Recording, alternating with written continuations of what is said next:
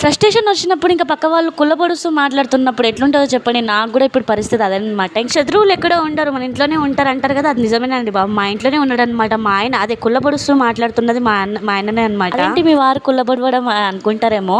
ఇంకేమంటున్నారంటే gas అయిపోయేది నాకు అర్థం కాదా, ముందే చెప్పరాదా అనుకుంటూ ఉన్నారు. నాకేమో అవన్నీ పట్టించుకోకుండా చాయ్ లేదనే నా టెన్షన్ అనమాట. ఇంకేం చేద్దాం మై హోనా అన్న టెన్షన్. అంటే మంచిగా 2 బ్రూ ప్యాకెట్లు అయితే తీసుకొచ్చిన, పాలైతే కొంచెం వేడికినాయి అనమాట. మా వారైతే నాకు వద్దు అనేసరికి లేదే పాలు మంచిగా వేడికినాయి అంటే అవునవును పొంగి పొరలాడుతున్నాయి, మొత్తం కింద పోతున్నాయి చూసుకో అంటూ ఇంకా వెటకారంగా మాట్లాడుతూ ఉన్నారు. ఫైనల్గా అయితే ఈ బ్రూ చాయ్ అయితే వేసేసిన అనమాట. దీన్ని ఏమనాలో కూడా నాకు అర్థమవుతలేదు. మీకు తెలిస్తే అయితే కామెంట్లు అయితే చెప్పండి. అబ్బాయి అస్సలు బాగాలేదండి, నేనైతే రోజు అల్లం టీ పెట్టుకొని తాగుతా. ఈ రోజు సర్లే తాగు అని ఇస్తుంటే ఇంకా మొహం చూడండి ఎట్లా పెట్టినో. నాకు కూడా నవ్వంటే నవ్వొచ్చింది. ఇంకా మేము ఎప్పుడు ఇట్లా తాగలేదు. మాకైతే కంపల్సరీ సాయంత్రం అయితే టీ అయితే ఉండాలి. అలాంటి టీయో ఇలాంటి టీయో కాదండో, అల్లం టీయో లేకపోతే ఇలాంటి టీయో పెట్టుకుంటూ తాగుతూ ఉంటాను. ఆయన అయితే నాకు ఇవ్వక ఒకసారి నువ్వైతే తాగు అని చెప్పి అన్నాడు అనమాట. ఇంకా నా ఎక్స్ప్రెషన్ చూస్తే మీకు అర్థమైపోయి ఉంటుంది.